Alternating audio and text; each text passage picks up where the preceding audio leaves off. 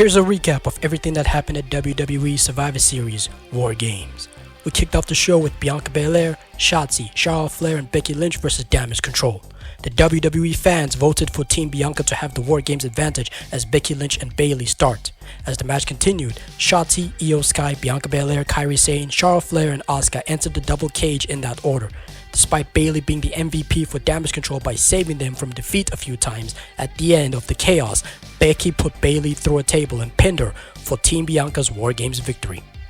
We find out from Sami Zayn that Randy Orton has not arrived and Jey Uso blames himself because of what he and the Bloodline did to the Viper.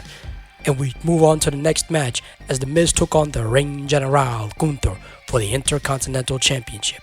Miz targets Gunther's legs in the match while the Ring General responds with several physical attacks and submissions to wear him down. The A-lister used low blows in a skull-crushing finale, but Gunther kicks out, finally locked in the Boston Crab submission, and The Miz tapped out.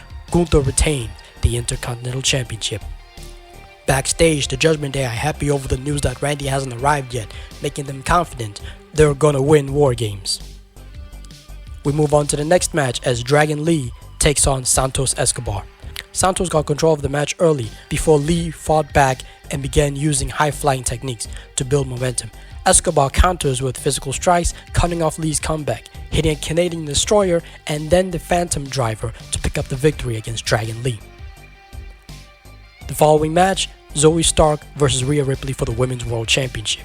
Zoe and Rhea put up a fight against each other, trading momentum throughout the match. Despite Stark giving everything that she had, Ripley used her strength advantage, and in the end, an exhausted and beaten down Zoe Stark is hit with the Riptide, and Rhea Ripley pins her to retain the Women's World Championship.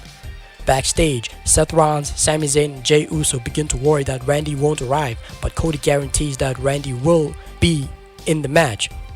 As we move on to the main event, Cody Rhodes, Seth Rollins, Sami Zayn, Jey Uso, and Randy Orton versus Drew McIntyre in the Judgment Day. Drew and the Judgment Day have the War Games advantage, and the match begins with Seth Rollins and Finn Balor. JD McDonough, Jey Uso, Damian Priest, Sami Zayn, Drew McIntyre, Cody Rhodes, and Dominic Mysterio would enter the match in that order. When the clock would hit 0, Rhea Ripley arrived with the Money in the Bank briefcase for Priest to cash in during the match, but Randy Orton made his shocking return, and that would be the turning point as Team Cody unleashed all their combined attacks to defeat Drew McIntyre and the Judgment Day. As the show credit popped up to signal the end of the event, Cult of Personality began to play in the arena as the best in the world, CM Punk, made his WWE return after nearly 10 long years. And that was everything that happened at Survivor Series. I got 3 out of my 5 predictions correct, giving me an accuracy of 60%.